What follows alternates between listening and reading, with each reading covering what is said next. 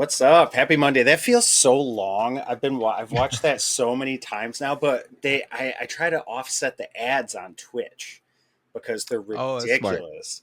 Yeah, so now I'm gonna make it 7 minutes, and then people will finally like be through all of them. I figured. Well, anyway, it is Monday. Happy Monday. It is the Tech Commute. I am Jason. Obviously, you all know me.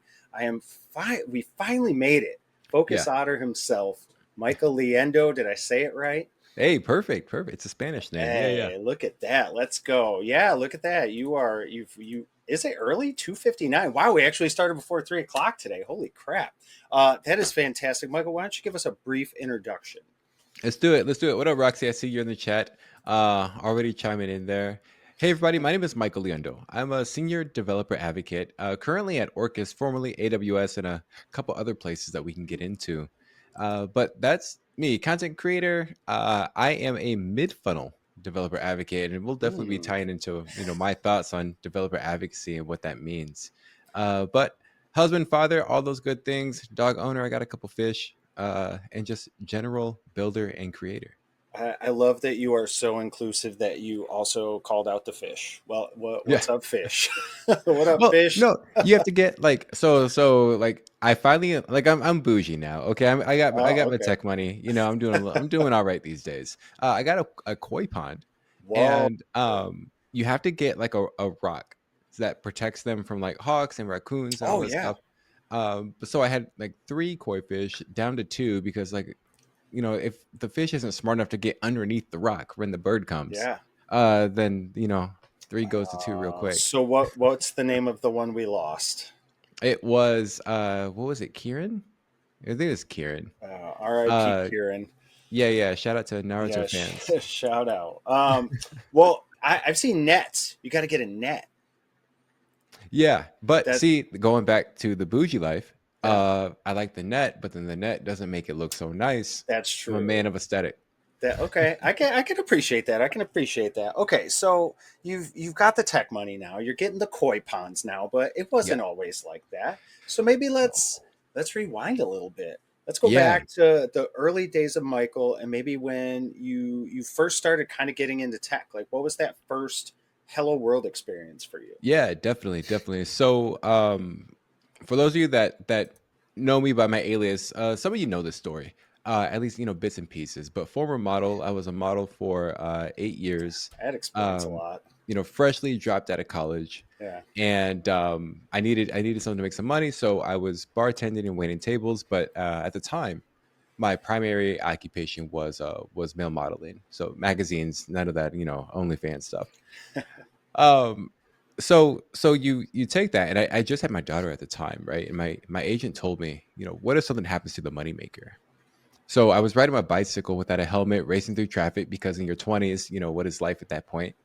And I got into an accident. I scraped up the side of my face, and that was the end of that marvelous, marvelous career.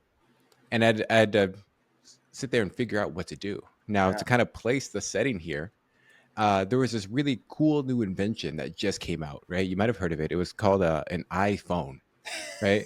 And there Did was you this really pronounce that right? I'm not right, super right, familiar. and there was this really cool game. The game was called Angry Birds, right? And I was thinking, these guys are making all kinds of cash. I mean, how hard could it be to make, a video game on a phone? How hard could Yeah. that be, right? So I didn't have any money. I went to Barnes and Noble and I stole a book called what was it? Java 6. Okay. Introduction to Java, because I just Google searched like what is the Yeah. best programming language. That's what you do at that time, right? Mm. And it brought me to Java. I tried to go through the book, failed, and turns out I was like learning the wrong thing. Like at the time, it was like, oh no, to build an iPhone game, you got to learn Objective C. Mm. Did that, failed. Swift wasn't a thing back then. And the third try, I had realized that, and this is kind of the theme maybe for today, that through my failures, I wasn't starting from zero. I was constantly building upon the knowledge of what I had already, come across. Mm. So then on that third language, I was like, there's Java. There's this thing, it has to be close, right? It's called JavaScript. And you use that to make websites. Obviously, they're the same thing. Um, and I fell in love with it. Right, I love the fast iteration of building for the web. I was able to just click a button, understand what was going on, HTML, CSS. Fast forward a year of putting family and friends to the side, those that aren't willing to stick with me on that ride. And I got my very first job as a digital storyteller, making 32 grand at my local newspaper agency. Okay. Okay. How was that role? Talk to us about what that, because what is a digital storyteller for Yeah. starters? Oh man. Oh man. I was so hacky at it. Right. So the news industry is actually pretty crazy because if it's you spend so much time to get it out there today, and then it's history tomorrow, right? You're Mm, constantly just like putting your best effort hmm. only to have it thrown away in when the next big scoop comes. Yeah. So I got really, really good at prototyping, right? I'm a DA. I got really good at prototyping, really good about telling that story and making an impact because I'm working alongside journalists. And I cheated completely because the newspaper industry uses this crappy CRM. Mm. And I was like, you know what? I'm not going to do that. I went behind the scenes. I saw that I could put in an iframe, and I would Mm. build out like my own custom site on Heroku and then use the iframe and inject that onto the news page. So it's probably like the least secure thing that I could have done. But like they kept asking me, like, Michael, how are you like doing all this fancy stuff? Like, I didn't know our system supported that. I'm like, yeah, it doesn't. I'm completely cheating.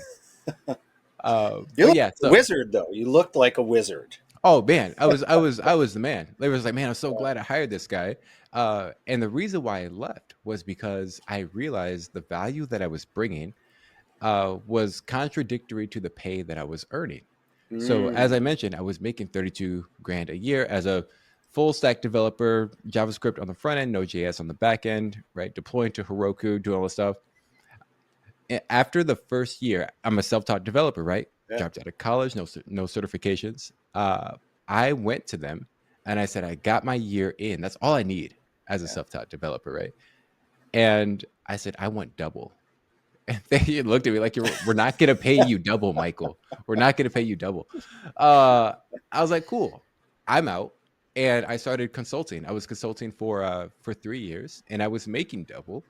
And from there, I was like, okay, this tech thing, it's gonna work out. But there were a lot of people that were left along the way, Mm. and I was happy for those that stayed with me. And I think to this day, the person that has stayed with me throughout that entire journey was my wife. She Oh, was that's with me when I awesome. was a server making server money with roaches crawling on the wall. That's one of our favorite stories. Is she was with me when she would come over, bring me Applebee's, and we would just pretend like the roaches weren't there. And Oh, wow. and then she's been with me throughout this entire time. She's an amazing woman. That's awesome. What an inspiring story. I want to kind of bounce around here in the timeline just because you brought up Yeah, a couple really good points there and I wanted to touch on them. So, started as a male model, yeah, had all the side gigs. Like I worked in entertainment, so I understand the side hustles in yep, between. What were some things that you kept with you as far as like lessons or just yeah. foundations to how you lived or worked that Hmm. you've seen in the other jobs you've taken? Yeah. So it's thick skin.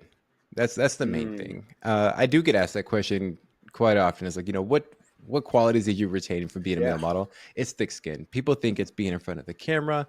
Honestly, that never goes away, and you get it with practice. Mhm. But in the modeling industry, you're no different than a piece of furniture, right? They're Mm, dressing. They're not selling you. They're selling the clothes that you are wearing. Your job is to just make them look good. uh, and realizing that and having to deal with that, hey, your skin looks flawed like this, turn your head this way. You could stand to gain a couple pounds of muscle or lose a couple pounds of fat. You have to get over that really, really quickly. mm.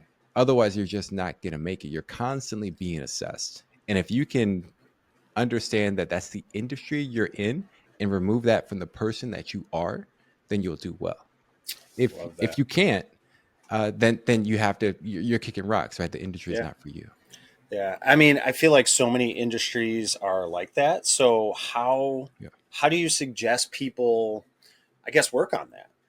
Tech's hard. Tech's super hard. You went Yeah. from one competitive industry to another one. So, what were some things that you had to do to get yourself there I wish I besides the had a thick skin?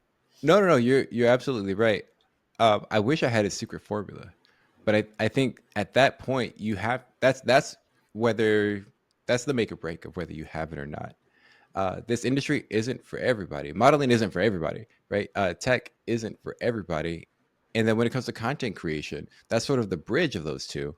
But at the same time, you have to be in tune with who you are as a person. Not everybody is male model quality, but you have personality, Yeah. right? You have a voice, you have dynamic range, and you can bring those to the table. And understanding what those attributes are is probably the closest you can get to being self aware of if you're going to make it or not. I am I'm the second oldest of 12 in my 12 Wow. siblings in my family, right? So I'm heavily accustomed to being made fun of for various reasons because that's what you do with your siblings, right? You just make Yeah. fun of each Yeah. other all the time. Oh, Mikey, you got a big forehead. Is it? Yeah, fine, fine. Yeah. Those things don't bother me anymore. That just becomes ha ha, laugh it off. Uh, but at the end of the day, you have to be understanding of whether what that limit is, whether or not Sure. you're going to be accepting of that. So this started early on then, as far as like that self awareness. What was that like growing up in a family of 14 then, right? With your parents, obviously, and then the Yeah, siblings. it's it's tough because and this is actually the part of the story that not a lot of people know. Um, so I have 12 siblings, and that's spanning step brothers and sisters and half brothers Mm-hmm. and sisters, things like that, right? A lot of people know that I come from humble beginnings. Um, my mother, she gave up custody of my brother and I when we were younger Mm-hmm. over to my dad. Cool. We were in Chicago, moved to Iowa. That's what brings me here now. Mm-hmm. And then my sisters at the time, it was just the four of us. My sisters at the time stayed with my mom. Fast forward a lot of time and a lot of Yeah. incidents. Unfortunately, my mother passed away due to drug Mm-hmm. abuse. And as I was much older, I think I was just entering college at that point, and I'm in the hospital with my mom, and there's not much time left, right? Yeah. So I'm holding her hand, and she looks me. She's my Spanish side. She looks me right in the eye as best she could. She goes, Mijo, I'm so proud of who you are. And I'm just looking at her, right? I'm letting her Mm-hmm. pick the words and the moments that she wants to bring us into. Yeah. And she goes, I'm so proud of who you are. She said, the best thing, and I'll never forget this, the best thing that I ever did for you was give you to your dad because he raised you to be the man that you are today. Wow. Yeah, and it's words like that, they'll last with you Yeah. forever, right? Yeah. Um, so I shared that story with my dad, and Mm-hmm. the tears are coming down, and we're Yeah. having a moment. Yeah. But I'm very fortunate that, and the difference is stark. But I'm very fortunate that I was able to be raised by a man, and be taken away from that lifestyle that she chose to go down because some of my siblings didn't make it that way, right? Yeah. So yeah, there's a whole element to that stuff Sure. that kind of it puts the weight on my shoulders. Like, you can't fail, right? You're Yeah. gonna have setbacks, but you can't fail because you have a whole generation of people that are looking up to you because you were given through luck, through chance, through God, through whatever it is, every opportunity to make it out where some of us didn't get to. Wow. You reflect on that moment a lot? I would say, if I'm being honest, I would say maybe every other day, right? I could say there's a day where I maybe don't think about it, caught up Sure. in the moment, but every other day I think about that. But subconsciously it probably is driving you. Even on It's the days you don't directly think about it.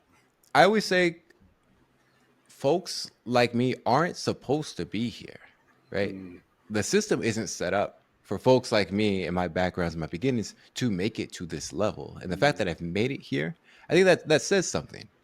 So yeah, there's plenty to reflect on, and there's plenty to give back to. I've yeah. had tons of help, tons of mentors and peers along the way that just didn't give up on me. They've come and gone, Hmm. but the fact is, it's not a just me journey. It Sure. it takes some people to bring you up and some Yeah. people to lift you up to make that happen. Wow. That's that's crazy. That's such a like inspiring story, and you should be proud of yourself. I'm sure everybody around you is proud of everything you've done too. Um, I guess kind of just in the vein of family and then balancing work, like it took a lot of effort and time to get where you were and are now. Like, how do you balance, especially having a family of your own and that work part? Yeah, I like to think that if I wasn't in tech, right, if you just take all the coding knowledge out of my head, I would be a carpenter. Mm, And in my house, I'm the cook, I'm the chef. And as I said, proud husband, father of three. Uh, the central theme here, because I think about that, what is it that I'm actually doing on this planet? I'm a builder. I'm a mm, nurturer. So at the end of the day, you can take away all the tech, but that mindset is heavily instilled in me, either because of now maybe past life experiences, not having that growing up, or the fact that my dad was able to give that to me. But I am someone who builds, so that is the bridge between family life and tech. I'm building at the end of the day. I'm building wow. content. I'm building technical members up, and then I'm also building up and watering my own grass. Wow. I love that. What was, as far as like the journey through modeling, what was building there for you? Or was that something that kind of came as an epiphany to you later that that was your you? Modeling. Yeah. No, I would. the building aspects, like was there something there for you that you were building or creating outside of just like the physical medium that you were getting something out of? I wish I had something prophetic. The modeling Yeah. stage was I was walking in the mall one day and somebody said, hey, you should be a male model. And at the time, maybe certain concepts weren't as widely accepted as they are Yeah. today. So, I brushed it off. I'm Yeah. not going to be a guy in underwear taking photos. But no, that ended up being, just pure experience, Sure. Okay. and having to learn lessons along the way, Yeah. that brought me into that.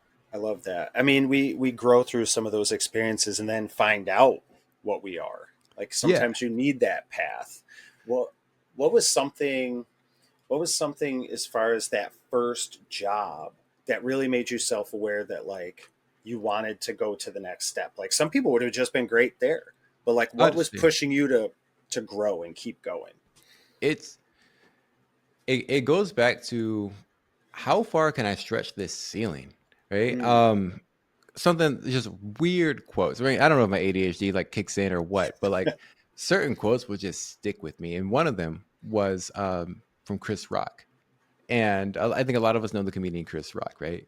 And he said, when you're white, the sky's the limit, right? And I was like, okay, okay, I understand that. And then his follow up was, but when you're black, the limit's the sky. And it took me wow. a long time to be like, what is he talking about there? Right. And it's purely a mind shift. And if you could shift your mind to say that certain folks have it all the way up here and certain folks only have it all the way up here and no further, if you can say, I don't want to be a part of that chapter, I'm going to write my own book, Hmm. then you can really open up doors for yourself. So I went from working at the local newspaper. I said, that's not good enough for me. I want more. So then I went to consulting. I want more.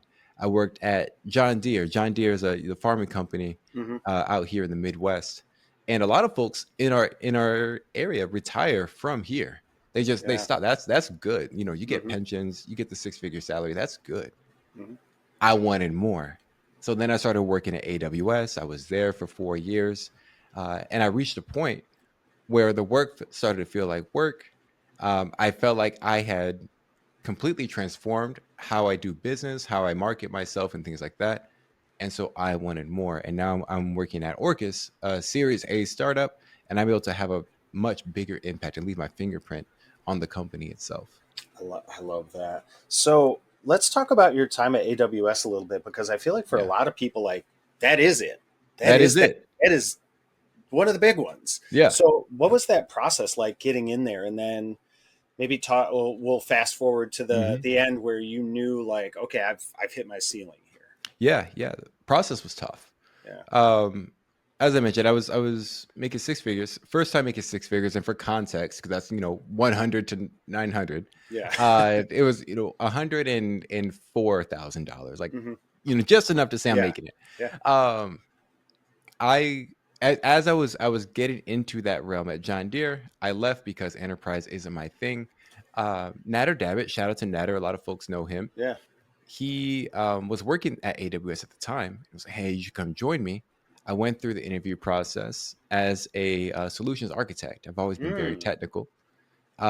Went through, got through the initial screening, went through the whiteboarding aspect of their interview process, bombed it, failed it. Mm. Never made it past that. Completely destroyed. What am I doing? At this point, I thought I was gonna get it. Something folks should never do is leave the company that they're at and then go to and then try to apply Oh, places, right? So I yeah, left my yeah. six-figure job and now I'm trying. And that was probably like one of the most heartfelt experiences between my wife and I, uh, because we were going through savings. And I sat there and I said, babe, I need you to trust me on this. I know I can get it. Okay. I'm thinking it's going to take 2 months. So she said, okay. We went ahead. We had savings in place. I'm Mm. I'm horrible at saving money. Okay. Let me just Guilty. like pause the conversation real quick. Okay. There's such a thing, maybe worthy of another conversation, of making money too fast. Mm. And I definitely did that. No financial Yeah. advisor, didn't grow up with money. So I didn't know how to save it. I knew how Yeah. to spend it. Sure. the, Been there. the crab boils were coming in, Yeah. right? I knew how to spend it, but I didn't know how to save it. Yeah. So we had two savings, 2 months worth of savings to go through. I studied hard. What I didn't realize is that the interview process at AWS tends to be very long. So it took me a Mhm. month for me to get back into the loop. Fortunately, I was able to. Took me another month to go through the interview process as a developer advocate. The only thing that changed was, because I still failed the whiteboarding aspect, but the only thing that Mhm. changed was that I had to give a presentation Mm. to the developer advocacy team. Uh, Went through there, and apparently I did well. I made a brand for myself early on by making technical content online. Focus Otter had been established. Um, Spoiler alert, I only made the Focus Otter brand because an otter is the mascot for one of the services at AWS. And Oh. so when I say like I made a brand around it, I formed an LLC. Focus Otter is my established LLC today. And I was like, they're gonna know me. Went Yeah. through the interview process. It was cool. They didn't know Michael Liendo, but they knew Focus Otter. And I got down to the final day. That final day was on month 3. I only had 2 months worth of savings. Oh, I'd already wow. asked in-laws. I already asked my uncle. I've already borrowed money from people that can give me Hmm. the money. Right. Um, Came down to it. They gave me the offer after the full day interview experience. Right. Gave me the offer, and you're supposed to counter offer. You're supposed to, right? Yeah. When I tell you, I said yes. Yes, I'll take it. I'll take it. Right. Um, AWS L6 role, right? I'm happy discussing salaries at all Yeah. Yeah. times. No, awesome. I was at what was it? Hold on. Base was 160 plus another 100K on top of that for like Wow. over 4 years. Yeah. Like, Yeah. you get your Yeah. vesting, Yeah. things like that. But I mean, we're making money now. Yeah. Now now everybody's eating the crab boils. I'm still Yeah. not saving the shit. But no, that was good, and life was good. I'm happy that from there I made an impact over the next 4 years. um I got to travel the world. Opportunities and doors opened up for me, and for what it's worth, I like to think that I flourished while I was there. Okay. That's awesome. I love that story. What was that reality check like? I think something that we don't talk about enough is like the finances. Yeah, Um, let's talk about that a little bit. What was that reality check like for you when you had that 2 month runway? I had to I had to realize that sometimes it's okay to just walk on the sidewalk, and what I mean by that is, we have sidewalks because the streets aren't for everybody, Hmm. right? And coming from humble beginnings, I need to have a real conversation with myself. It's like, it's too easy to eat out 5 days a week because I can do it. I can do it. But now, as a 32-year-old at the time, man, married, 3 kids, what does that future look like? Am I Mhm. maxing out my 401k? Is my excess going over into a Roth? And when you don't know those terms and you're just illiterate, you're financially illiterate because it wasn't passed down to you, you don't know what you don't know. Mm. And one of the greatest skills that I've had is just saying, I don't know. Right? It's always one of the greatest skills you can have. Can you help me? And I was asking my buddy, and I would consider him a mentor at AWS, Renee Brandel. What books do you read? How are you, this whole vesting thing with RSUs and stock, how does that work? And Mm. he said, look, man, I need you to read these two books. And it wasn't like the Rich Dad, Poor Dad. It was like, I will teach you how to be rich. Shout out to that book, changed my life. And another one that I don't think I read, but that was the one. Uh, The only one that mattered was the yeah, I'm other one being that you very read. Yeah. real here. It's Yeah. like, read two books. That's already asking a lot. Yeah. Um, went through it. I asked the right questions internally. Can you help me make sense of this stuff? Mm. And then now from there, now we can be smart with our money. I thought for the longest time that if I put money in the 401k, like that's it. Yeah. And like, no, you have to actually like pick the investments. You have to distribute them accordingly. Uh, my money was just sitting there doing nothing. But yeah, it was yeah, Roxy, There you great go. book, Yeah. great book. Um, and just slowly but surely breaking down barriers along the way. I was 32 years old when Hmm. I finally got my finances figured out. Right, I'm passing that down to my children. My youngest son is 7 years old. Right? I was 30 years old when I took my first flight. My children have flown to Puerto Rico and across the entire United States at this point. Like they can navigate an airport. And Wow. I bring them on stage, I bring them on trips with me, not to show them, hey, look how cool dad is. Uh, but even though they think that I'm pretty cool, but also so they can see I can do this too. I can envision myself doing this. And again, I didn't have that. So as long as I can make the next generation smarter than me, I feel like I'm doing something all right. That's awesome. Yeah. So Yeah, I love that. Well, I guess just back, like one last kind of question about the finances part. yeah. A lot of people will come in and go through that exact same experience you had. Mhm. How would you suggest people avoid that? Like, what's a lesson or some sort of a tool besides the books you recommended Yeah. that maybe people should have in the front of their mind when they are taking on these changes and pretty drastic changes in their finances when Yeah. they get a new tech role? One thing you probably picked up in this conversation is that I intentionally and very explicitly talk about finances. I started the conversation talking Mm. about my bougie ass koi pond. I've given you real numbers about the salaries that I had along my journey. And it's all to set the stage that in the beginning, you won't be making that money. I've been in this game 12 years now, right? I'm very open with it. And I hope that it just kind of takes the taboo out of discussing finances. Otherwise, now we've created black boxes and silos where Yeah. none of us can learn from one another. I think that that's super important. I wish more people would have conversations about this. Somebody should get a class together, Yeah. like finances for new developers or new to tech. Um, I know a couple guys. really? Um Folks, DM me after the call, but I can maybe we can put it in the show notes. But I know a couple guys that have Yeah. reached out to me that I trust that can help you get set up to make sure that you're making wise financial investments. Yeah, that would be fantastic. I think there's so many conversations in tech that aren't had. The finances and obviously you've been in the industry 12 years, so you've seen your rounds of layoffs. Yeah. Um, has that affected you? Have you had to deal with any of that? When I joined AWS, Hmm. as I mentioned, I had the content, I had the brand, and even though I wasn't accepted as a solutions architect, they were able to find a position for me Oh very wow. quickly. Yeah. And fast forward to when I left, I'm thinking, I mean, I've spoken at reInvent multiple years. I'm, statistically one of the best speakers in all of AWS. Yeah. Um, when I put my name out there, hire him, hire him. 4 months went by with nobody hiring me. And I'm thinking, after the first month, okay, cool. That's because I was laying low. Second month, I started putting out feelers. Let me apply here, let me apply there.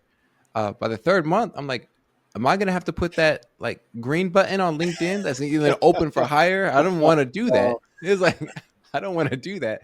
Um, and so I really tapped into my resources on month 3, which led me to the interview process where I was hired in month 4, and that was scary yeah. because and I just like shout out to anybody going through it right now and filling out all those applications. I'm fortunate where even throughout all of that, I could still be selective in the jobs that I wanted. But at the end of the day, some folks don't have that luxury, and it's tough. It's Hmm. tough on both ends of the spectrum. If you're a new developer and you're competing with a bunch of new developers, how do you manage that? If you're a seasoned developer and your salary expectations are up here, how do you navigate that, right? Yeah. It is very difficult, and my biggest advice with all of that is tap into your network, right? Your network is your Mm. net worth. A lot of us know that. You have to make sure that you have friends out there looking out for you.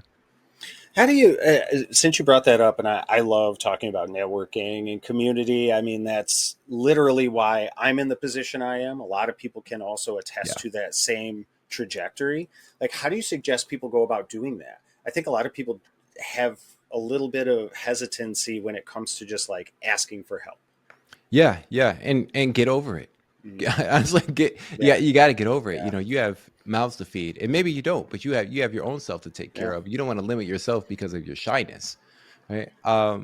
But okay, let's say you don't have the community. Let's say you don't have that network already built up.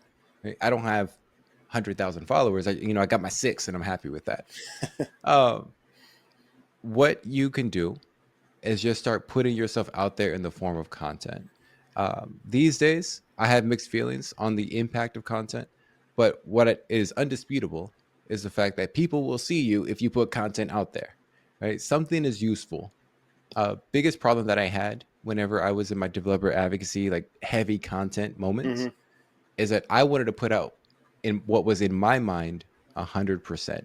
Like put out this project that is 100% done, and the downside to that, what took a mentor to help me out with was my 50% of whatever this project is could be 100% of what another person needs. Mm. So get it out there early. And slowly you start to build up the communication. Now you got a message thread. Hey, thanks. You solved my problem. Great. Now you have somebody in your network. Now the algorithm is going to keep matching you guys together. And if the day comes where you might find yourself in a position where you need a job, they could be the one. Oh, that's great advice. I hope everybody wrote that down. If you didn't, it's recorded, thankfully. But you mentioned you've got kind of mixed feelings about content creation. You want to talk about that a little bit? Yeah, it's a recent development. Yeah. Joining the new company, I have I would say part manager role. I'm saying 20% of helping this Series A company get established. Hmm. Right, I got to organize some things. Sure. Um, at AWS, content was king.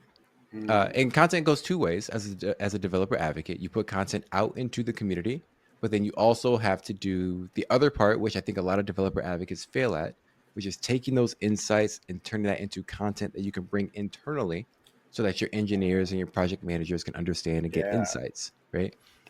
That's the part of DevRel that a lot of folks that aren't in it might not understand. that's interesting. But where my position on it has changed is you can spend too much time creating content and not enough time trying to level up your other skills. A lot of DAs, we have soft skills, right? But what about upskilling in the sense that maybe one day you can manage a team of DAs, right? I'm always looking for the next thing. So as a single DA, you're still an individual contributor. You're still an Hmm. IC. How do I get to the next level? Because studies show that 250K is the theoretical max that you can get it as an individual contributor. And I want to keep making more money. I'm all about Yeah, that, yeah. right? So how do you get to that? And it turns out it's not by creating more content. You get to that by force multiplying, by being someone who creates something that other people can use. Mm. And so I'm looking into that aspect. So not so much on just Michael Liendo focus auto creating content, but now I'm enabling others to do the same, and I'm creating workflows and playbooks to accompany that for them. I love that. What is your what's your kind of your vision of your next couple of years where you are? Like, what Yeah, sort of growth are you looking to scale? What you're doing? I mean, you kind of touched on it there, but like, you're always thinking a couple steps ahead. It seems like. So, yeah. what are you thinking? I've reached a point where it's time to start taking this knowledge that I've acquired and teaching others now. Mm-hmm. I mean, I've always given back in the forms of blog posts and Mm-hmm. videos. But now, how do I raise a generation of Michael Liendos? And I don't mean that to be vain. It's just taking this knowledge that is I would find others to find it useful. Mm-hmm. How do I take that, give it to them so that they can level up and not have to go through 12 years of what I went through, right? If I can give you information and distill it into, congrats on your new job. Here are the top 20 things that I want you to focus on over the course of 3 years. I think that's useful. Yeah, So yeah, I like that. managing a team is definitely up there. Mm-hmm. But effectively being a leader. One of the greatest things that I've learned is at any new job, or in any job really, we're given an abundance of tasks. Mm. And one of the hardest things to realize is as we're juggling all of these balls, we have to figure out which one of those are made of glass, one of those are made of rubber, and when we can let some of them fall. If you can figure that out, you're ahead of the curve. I think that that's interesting. You brought that up because something I've been focusing on a lot is like being okay with quitting things, or Yeah. like understanding how to sort of niche down. Yeah. You are an advocate of Bolt. I saw it on Focus Outer website. You use Bolt. There are so many tools out there right now. You Yeah. went from V0 to Bolt, so That's you right. tried them both, as have I.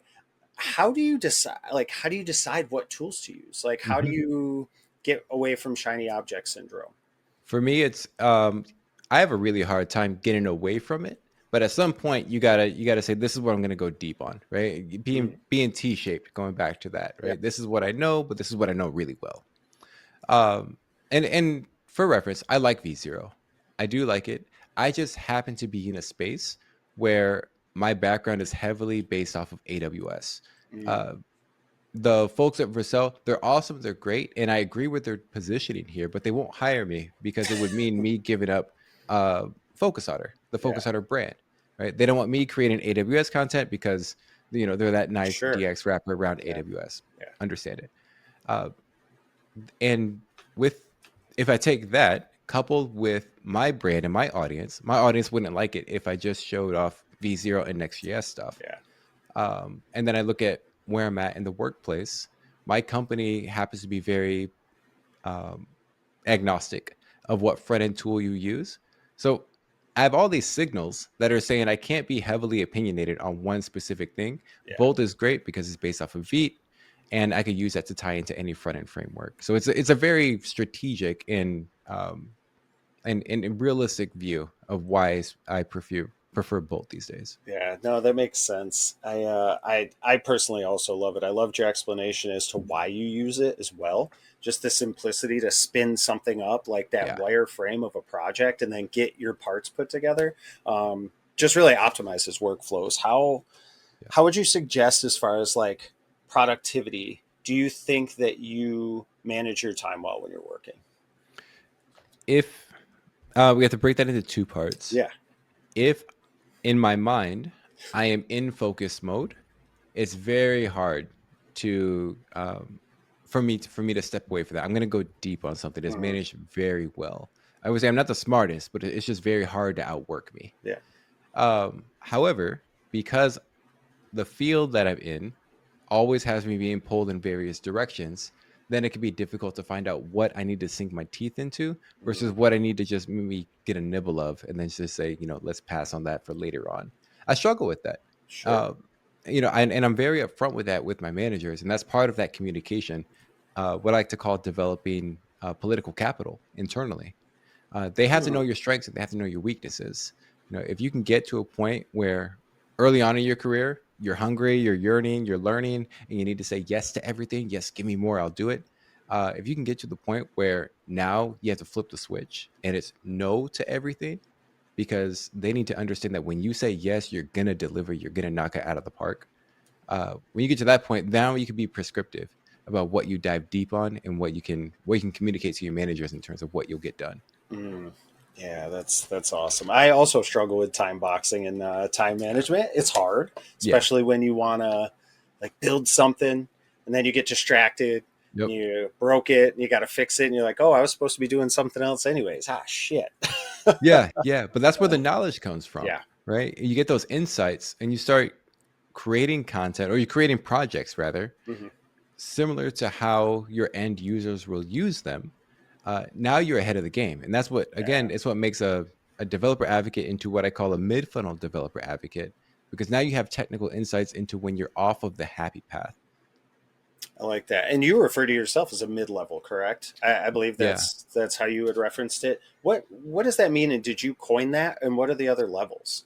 I coined the term mid funnel developer Mid-funnel. I'm advocate. sorry. Yeah, that's what I No, meant. it's all good. And Yeah. for context, folks in the audience, what that means is that when customers come to your application or your product, you think of it like a funnel, right? That they have Hmm. to come down into. That entry point is going to be all of your hello world beginner level content, which is great for attracting new people. Your TikToks, your awesome Twitter posts and things like that. That's going to be top of funnel content. That's Okay. not me, and I make a point to let my employer know that. uh, I am mid funnel. I want to work with the companies or the customers that are already using our product. How do I make sure that they have a better experience? Hmm. Right? Not one to one, but one to few. Right? I'm catering to that audience. They're very technical. They're well ingrained. They don't need hello world. They need certain use cases developed for them. That's where I like to be, because now I understand the product from a technical perspective, and I still retain all of the customer enabling aspects, like communicating what it is and how do we make the product better for them specifically. Because those are the people that bring in the money. Yeah.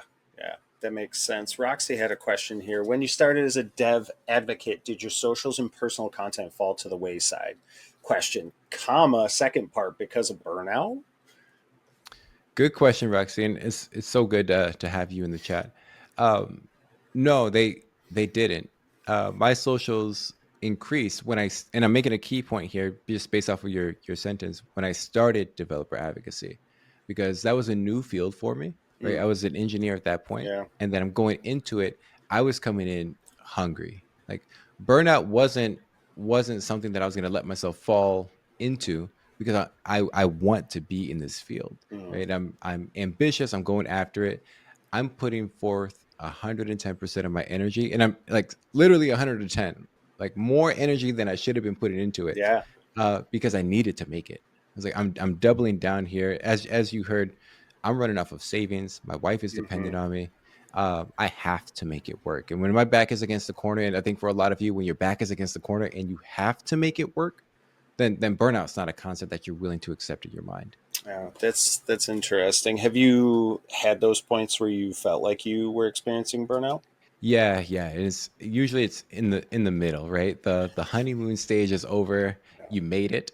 Um, and then now you don't know how to turn it off. That was the hardest thing for me. Mm, When I first got my job into tech, when I first got my job as a DA, I had built up this persona, and to this day, I don't know if it's healthy or not, but I built up this persona of who I am and what I'm trying to do. The hardest thing is that when you make it, what do you do? Right? You've accomplished what you set out yeah. to do. And now you have this whole embodiment of a person that doesn't need to exist anymore. I don't need to be that hungry, but I can't turn it off. Right? I don't need to spend time away from the wife and the kids, but I don't know how to do anything different. It's like method acting, but now Yeah. you're stuck as being that actor. Oh wow. So what's the switch for you? When did you kind of like have that light bulb moment? It is, and this is the unhealthy part. It is arguments, right? Mm, It's understanding that your work isn't getting done. It's your personal life is gone. It's a complete realization that you tried so hard to get to where you want to be, and you look around and nobody's there anymore because you've mm, pushed them all away. It is not a good place to be. You made it, but now you have to build up those relationships all over again. So there are times when I have to work really, really hard, but now they're always precluded by a conversation with my manager. Hey, after this, I can push this through. I can get this done. It's going to take extra time. mm, I'm going to need to take time off after this. Right. With my wife, hey, babe, I really have to get this done. It's going to be for this amount of time. This is just how serious we do it now. It's going to be for this amount of time. During that time, you can't expect me to be coming to bed. Can't expect me to be watching our shows. But afterwards, I promise we're going to get back to normal. Yeah. And unless you have those real conversations, you're guaranteed to miss the bigger picture, which is what are we working for? How did you develop these strong communication skills? These aren't easy conversations to have. No, no, they're not. Growing up, I grew up in a household where, like, I think maybe some of us can maybe raise our hands to this, right? 90s, 2000s. There was a different disciplinary structure. I didn't have Yep. a Yep. mom in the picture to coddle me and maybe let dad know, hey, you might be going a little bit too far, right? But I grew up in a structure where I wasn't allowed to say no. Mm. And so you had to become very methodical. As the oldest sibling, you had to become very methodical in how you learn to disagree with somebody. And for me, it was my father. Father Mm. was alpha male, um, and I had to get very creative with this is how I'm going to talk to you so that I can get to my way. And as I became a teenager, it became a whole another dynamic of we're playing mental chess with each Yeah. other Yeah. at that point. But you learn, for what it's worth, all the experiences aside, you do learn how to garner a certain sense of conversing when it comes to especially times when you're on the opposite side of an opinion with someone else. Communication just across the board, Yeah. personal, professional, so important. Um, what kind of shows do you and your wife watch? We you know Squid Game Oh yeah. just Yeah. started. We haven't gotten down to it yet, but White Lotus is Okay. one. But honestly, lately we've been reading next to each other. And we'll Really? just sit on our couch at night, and she'll be on her Kindle. Honestly, I'll usually have the Audible book going at 1.5x, um, but we'll sit there and we'll read. Currently, we're reading Red Rising. It's a Okay. little bit like Silo. It's a little bit like Dune, um, but then we'll read it. We come about it at the same time towards the ending, and then we'll discuss it at our house at our dinner table. We all eat dinner at the same time. It was Hmm. a big deal for me because we didn't do that growing up. Yeah. And they know at every single meal I'm going to ask you, who has facts for me today? What are the facts? And random history things, but from 7, 12, and 14, uh, they know they need to be having facts for me. Those are your kids' ages? 7, 12, Yeah. and 14? I have 16, 14, and 8. So we're like right Hey. Yep. there. Yep. We're Yep. like right there, man. Oh We man, do. you're driving now though. Not yet. She's afraid to drive, which is great. That That's is great. actually That awesome. is great. I'm totally fine with that. I was like, that's totally fine. We do peek and pit at our table, and we do same. All sit together, start with a peek and a pit every day that they're here. I'm So not peak and pit. What does that pit, mean? like the highlight of the day and the low light Peak of the and day. pit. Yeah, Ah, I'm yeah. with you. I'm with you. Oh yeah, yeah. So that's awesome that you do that. How important is it for you to have those types of connections when you work so hard? Yeah, it goes back to, well, I tell my kids that they have a skewed perception compared to their other friends of what it means for me to be in the picture. It's like I tell them, it's like Mm, most dads are gone until 5 o'clock. Like you guys realize that, right? Like they don't know me as anyone else than someone who is home all the time. yeah, Uh, and I sometimes I just have to like reality check them, like, hey, like remember this, I'm doing what hopefully could be the norm, but is not the norm compared to your friends. uh, but I've learned to cherish every moment of it, right? This is just, it's bonus time that I get with them, the fact yeah. that we're in the same house. Now if anything, I'm balancing them being spoiled because these kids don't know how to on a 90-degree day drink out of the hose.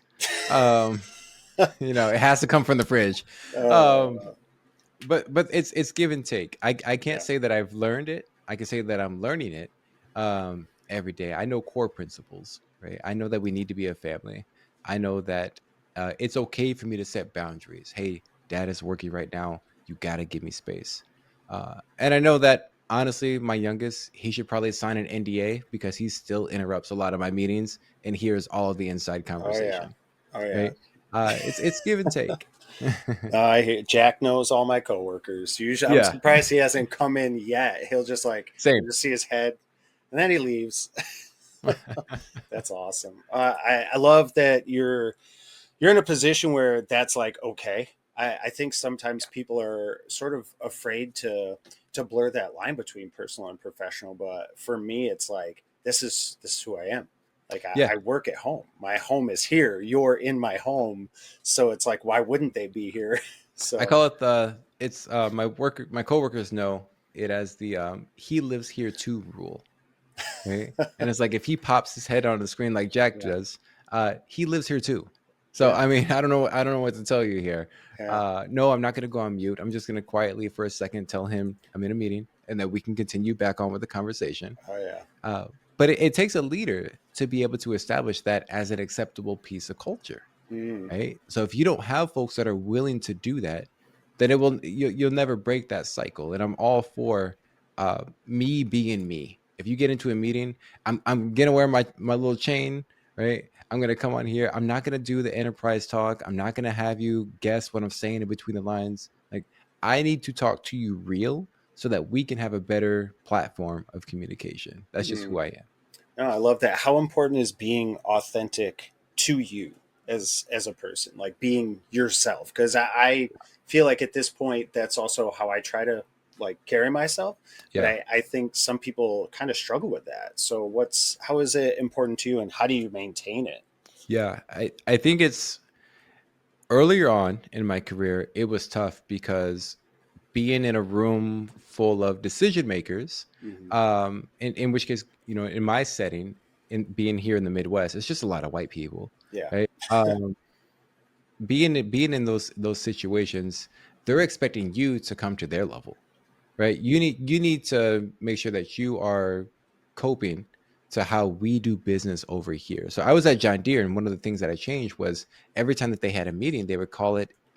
They would get together and they say we're having a clan meeting, and I'm like nobody's gonna second guess this, Uh, really, really, and they're it's just they wow. just call it we're gonna get together as a clan, and I'm just like guys like one the you can't do it aside, right? You can't do it aside. It's the fact that no one felt comfortable to speak up about it. That's what got me. You know, people are What? always going to establish what they want to establish. That's the beauty of this country. Yeah. I get that part. But the fact that you created an environment, that's the bigger problem. You created an environment where no Yeah. one felt comfortable speaking up about it. That's what I have issue with. Mm.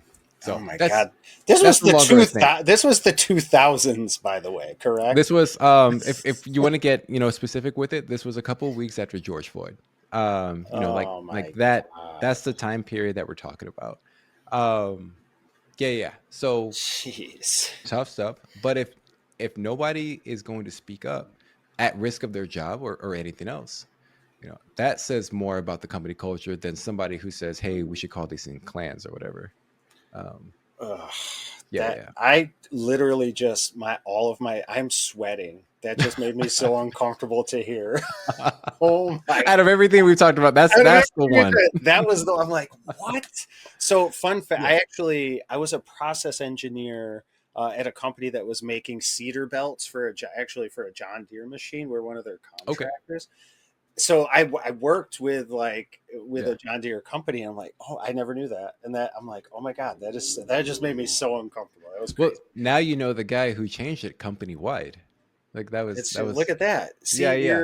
you're shaping history and cultures, and I think that that's super important. But it's how like when did this self awareness like what were some moments in time where you kind of like taught yourself to be self aware? I don't think everybody is just that way. No, no, it wasn't. And I'll just be very honest with you. I've always been introspective of Mm, myself. Uh but to go back to that when did it happen moment, it's it's not a happy story. I'll start mm, with that. It's the fact that I grew up and my mother got into drugs, and I'm just thinking, you chose that over me, and she gave up custody. And then I lived with my dad, and my dad was let's just call it what it is. I'm a grown man now. It's abusive. But you grow up in that lifestyle. The thing is, I was 18 years old, and I found out that he wasn't my biological father. I took a DNA test, wow. um, and he had that conversation with me. And I respected him more because for 18 years, he took a kid that wasn't his and raised him into this man through the means that he knew of, Sure. right? Um, but you grow up with that. But as I mentioned, I took that DNA test and it showed me who my biological father was. I'm 18 years old at this point. I thought I was, I was a man at that point. I knew what the world was at 18. Uh, so I reached out to him, my biological father, and it was from that moment that he, who I call now the man who raised me, didn't want anything to do with me. He felt like I had betrayed him after all those years. And so you have a child that grows up that is given away from one parent to finally be 18, and then he's given away from a second parent, and now you develop this complex of, why doesn't anybody want me? And you really got to look inward to Yeah. realize two things. One, there's nothing wrong with me, Mm, right? But then the other aspect is it never really matters. It matters what I think of me, and I just have to reflect on myself and my mistakes, so that I can just continue to be the best version of who I am. And when I become that best version, great. Now let's do better and become the next best version. So I've always been looking forward, but it's not because of the positive. I can just maybe reflect on the negative a little bit better than some other folks. wow. I mean, self awareness in those dark times can bring positive and light out of them. I Yeah. think maybe that's how you've sort of approached it, and I think that's again super inspiring. Do you look at these moments like how does that shape how you carry yourself every day in your life now as a parent? Yeah, there's a certain expectation that I have to carry myself with, right? Mm, I have my own set of failures, uh, but the expectation is that trends upward, yeah, right? I consistently do better. Folks that know the play Hamilton, right? They talk about a legacy. They say a legacy is planting seeds in a garden that you never get to see, right? And that's always stuck with me, because I am just doing my best in the time that I'm here to make sure that they don't have to go through what I went through, right? To make sure that when they grow up and I've yeah, watered that plant, that I can take my eyes off it and it can still yeah. continue to flourish. Dang. Yeah, I love that. I said something very similar to my wife the other day about like what I want for my kids. It's Hmm. like I don't want them to make the same mistakes I did. I don't want them to be me. I want them to always be that better version Yeah. of what I was. Which I guess leads us to our last question. We're hitting the hour here. That was like I didn't even realize. I just looked. I'm Flew like, holy by. shit! I got like 2 minutes left. What does success look like to you, Michael? Yeah. It's not about me. I can start with that. And if I'm being honest, it's not about my kids. Uh, Success is building a future where my kids' succeed. That's exclusively where my mind is at. I love my wife. We're going to live a long and happy life together. I love my children. They're going to grow up to be great. But I want to be able to say, as a parent, I then taught parents how to be parents to their kids, right? I'm looking at my kids as kids. Not even, and I'm specifically saying that, not my grandchildren, right? Because that puts me in the picture. I Yeah. want to make sure that I'm passing lessons down to my children so that their children come out great. That lets me Wow. know that I've done my job as a parent. That's success. That's I, not only because you're insanely handsome, I would dab you up and like hug you right now. Uh, that was like such a that man, so inspiring. I feel like as a parent who's in tech, hearing those types of things, and I know we have a ton of Yeah. them in the chat that have been chiming in this whole time. It's Yeah. it's great to hear those types of things. Again, we hit the hour. Uh, where do you have any sort of shameless plugs or anything you want to talk about that you've got coming up, or where can people see you? Yeah. I got a couple talks. I'm going to be in Seattle actually. If anybody wants to get together in about 2 weeks. So if any of you are in that area, feel free to connect with me. I'm on Twitter. That's actually the best place to get a hold of me. If you message me on LinkedIn, I will see it. I will just see it and then tell myself I'm going to respond to you later and completely forget about it. That's Uh, LinkedIn as a yeah, whole, as a as a whole. platform. I'm so guilty of that. So guilty of that. But aside from that, focusouter.com, feel free to drop me an email, subscribe to the YouTube. I haven't put out content, but that's because of the company shift. So taking a break from there while I establish myself at the new place. But yeah, you can find me on all socials at focusouter.com. And it's just been great. Thanks for having me. Oh, thank you for being here. Thanks for spending a little time with us. We finally connected Yeah, virtually. Are you going to commit your code in September? Did I I see am that? not. I will likely be at DevRelCon, and then I will be. That's in New York, the end of July, and then I will be Okay. back in Seattle for Cascadia JS in Uh, August, and yeah. then for those of you listening that might know about a small conference in Mississippi called Magnolia JS that could be getting a Yes. reboot this year, and I don't want to speak on that too much, but you might see somebody there. They were talking about that at Render this year. They were there, Yeah, and I Kayla's did. great. Yeah, yeah, Yes, I did hear they're coming back, so I might have to make an appearance myself. Well, hopefully, we'll run into each other IRL. Uh, definitely. this has been fantastic for anybody that isn't a commoner here or somebody that's normally here. You can hit Torque.community to see all of our events coming up for the rest of the week. We'll be back with a bunch of different streams. You can always hit us in the Discord, also at the Torque.community page. But outside of that, that is it. I hope you have a great rest of your day. And remember, it is nice to be important, but it's more important to be nice. I hope you guys all have a great rest of your day. Wow.